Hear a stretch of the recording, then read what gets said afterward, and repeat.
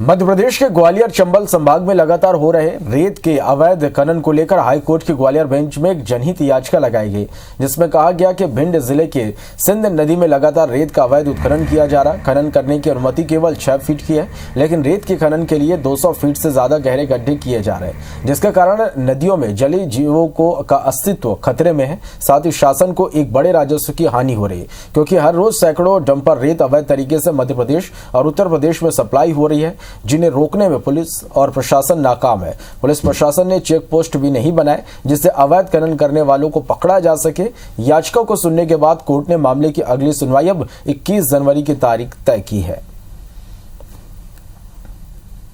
नदी में जो अवैध रेत का उत्खनन किया जा रहा है, उसमें नदी में जगह जगह 200 फुट गहरे इन्होंने गड्ढे कर दिए, जबकि कानूनन इनको रेत 6 फुट से ज्यादा नहीं निकाल सकते। इसमें माननीय उच्च न्यायालय ने भी गंभीरता से लिया है और अब इसकी अगली सुनवाई तय कर दी गई है। चलिए, तो मध्य प्रदेश में लाख कोशिशों के बाद भी अवैध उत्खनन पर रोक नहीं लग पाई है और इस पर एक याचिका लगाई गई है। ज्यादा जानकारी के लिए सीधा ग्वालियर का रुख करेंगे। हमारे सहयोगी नासिर हमारे साथ इस वक्त लाइव जुड़ा है। नासिर, लगातार हम देख पा रहे हैं कि अवैध जो उत्खनन है उस पर कार्रवाई की जा रही है, रोक लगाने की बात कही जा रही है, लेकिन लगातार जो है अवैध उत्खनन का काम यहाँ पर जारी है। अब इस पर एक याचिका लगाई गई है।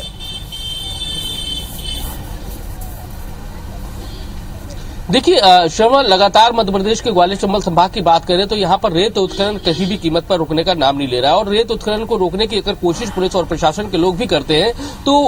वो अगर पहुंचते तो उनके ऊपर हमले हो जाते हैं। कई बार तो उनको अपनी जान बचाकर भागना पड़ा। इस तरह की घटना पूरे ग्वालियर चंबल संभाग में होती रही है और उसी को लेकर एक पिटीशन हाईकोर्ट की ग्वालियर बेंच में लगी थी और जिस पर हाईकोर्ट ने राज्य सरकार से जवाब भी मांगा था, साथ ही कलेक्टर कमिश्नर से भी जवाब मांगा था, लेकिन जवाब वो पिटीशन चली रही थी और उसी में कई गंभीर आरोप जो याचिका करता है उसने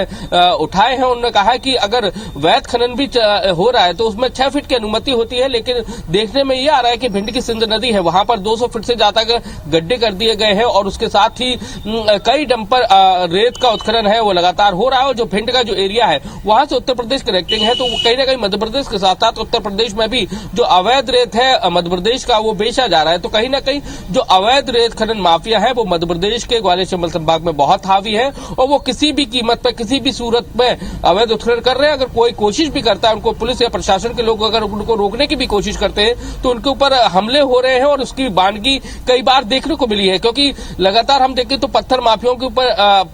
के ऊपर भी कार्रवाई करने की जब पुलिस और प्रशासन ने सोची थी तो उधर एक आईपीएस है, उनको अपनी जान गंवाना पड़ी थी। तो इस तरह के कई सारे ऐसे मामले हैं वो आ चुके हैं। एसडीओ है फॉरेस्ट की श्रद्धा पांडे, वो भी काफी चर्चाओं में रही थी, उन्होंने भी काफी सारी कार्रवाई की थी, लेकिन एकाएक उनका ट्रांसफर हो जाता है। उनपे भी हमले कई बार हुए, उनको भी अपनी जान आफत में डालना पड़ी। तो कुल मिलाकर देखा जाए तो ग्वालियर चंबल संभाग में जो खनन माफिया है, चाहे वो रेत के हों चाहे पत्थर के हों, वो इस कदर हावी है कि पुलिस और प्रशासन की कार्रवाई से भी नहीं डरते हैं और इसको लेकर लगातार हाईकोर्ट भी डायरेक्शन यहाँ से जो कार्रवाई होना चाहिए वो शायद नहीं हो पा रही, क्योंकि कार्रवाई होती है, एक पूरी रूपरेखा बनाई जाती है, सारे विभागों को लेकर एक साथ होकर आगे बढ़ना होता है, लेकिन अमूमन देखने में आता है